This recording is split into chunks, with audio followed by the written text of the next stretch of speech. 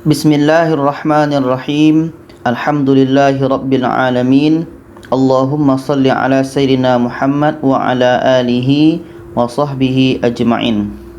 Assalamualaikum warahmatullahi wabarakatuh. Saya doakan sahabat-sahabat semua berada dalam keikhlasan yang tidak pernah terputus, ketaatan yang semakin bertambah, iman yang semakin kuat, dan selalu dalam lindungan Allah Subhanahu wa taala. Amin, amin ya Allah, ya Rabbal Alamin. Akhukum fillah. Siapa yang tidak ingin tidurnya lena? Semua orang pasti ingin tidurnya lena dan nyaman. Tapi siapa sangka ramai yang sebelum tidur tak dapat untuk tidur. Berbagai bayang-bayang datang, teringat apa yang dibuat pada siang hari, teringat apa yang akan dilakukan esoknya.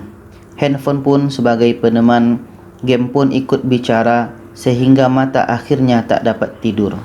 Berikut ini amalan yang boleh membuat kita tidur cepat dan lena. Amalkanlah supaya hari-hari kita semakin cerah dan aktivitas besoknya bersemangat karena tidur yang cukup. Yang pertama, berwuduk dan setelah itu berbaring pada sisi kanan. Hal ini berdasarkan hadis Al-Bara bin Azib. Nabi SAW bersabda, "Idza ataita madja'aka fatawadda wudu'aka lis-shalah, thumma taji' ala shiqqikal ayman." Jika kamu mendatangi tempat tidurmu, maka wuduklah seperti wuduk untuk solat, lalu berbaringlah pada sisi kanan badanmu.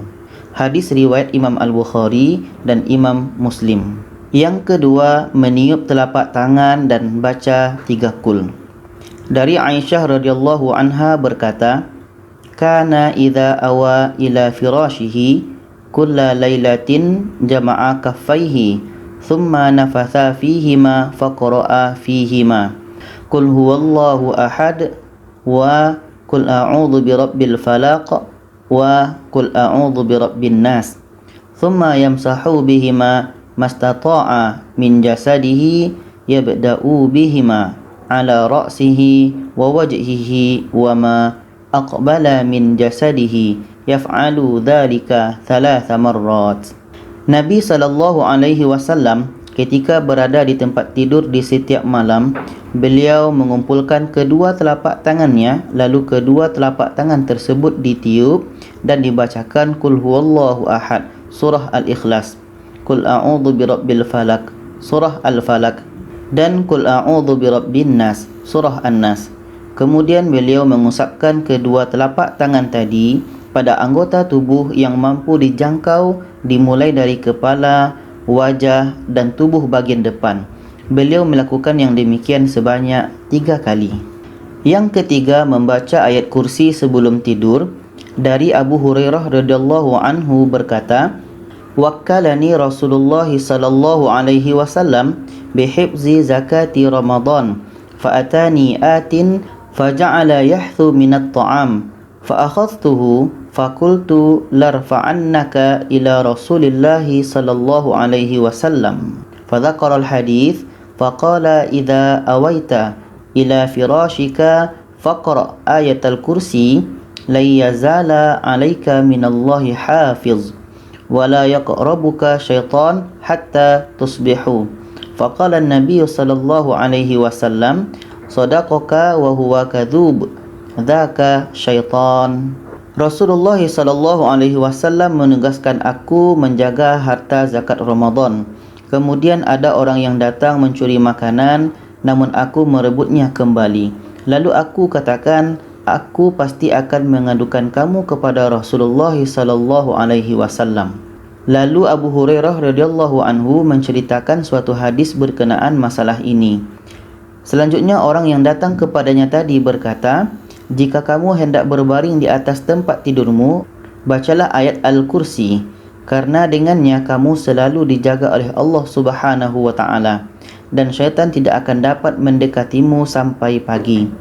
Maka Nabi SAW bersabda, "Benar apa yang dikatakannya, padahal dia itu pendusta, dia itu syaitan." Yang keempat, membaca doa sebelum tidur. Bismika Allahumma amutu wa ahya. Dari Huzaifah ia berkata, kana Nabi sallallahu alaihi wasallam idza arada ayyanama qala bismika Allahumma amutu wa ahya wa idza istayqaza min manamihi qala alhamdulillahilladzi ahyana ba'dama amatana wa ilaihin nusyur. Apabila Nabi sallallahu alaihi wasallam hendak tidur, beliau mengucapkan bismika Allahumma amutu wa ahya, dengan namamu ya Allah aku mati dan aku hidup. Dan apabila bangun tidur, beliau mengucapkan alhamdulillahilladzi ahyana ba'dama amatana wa ilaihin nusyur. Segala puji bagi Allah yang telah menghidupkan kami setelah mematikan kami, dan kepadanya lah tempat kembali. Yang kelima, tidur awal. Diriwayatkan dari Abi Barzah, beliau berkata, anna Rasulullah sallallahu alaihi wasallam kana yakrahun naum qabla al-isya'i wal haditha ba'daha. Rasulullah sallallahu alaihi wasallam membenci tidur sebelum salat Isya dan ngobrol-ngobrol setelahnya. Hadis riwayat Imam Al-Bukhari. Mari kita amalkan amalan ini supaya kita bisa tidur cepat dan mengikut sunnah Rasulullah sallallahu alaihi wasallam, dan mudah-mudahan kita mendapatkan syafaatnya di yaumil akhir nanti. Amin amin ya Allah ya rabbal alamin. Hadanallaha wa iyyakum ajma'in. Wassalamu alaikum warahmatullahi wabarakatuh.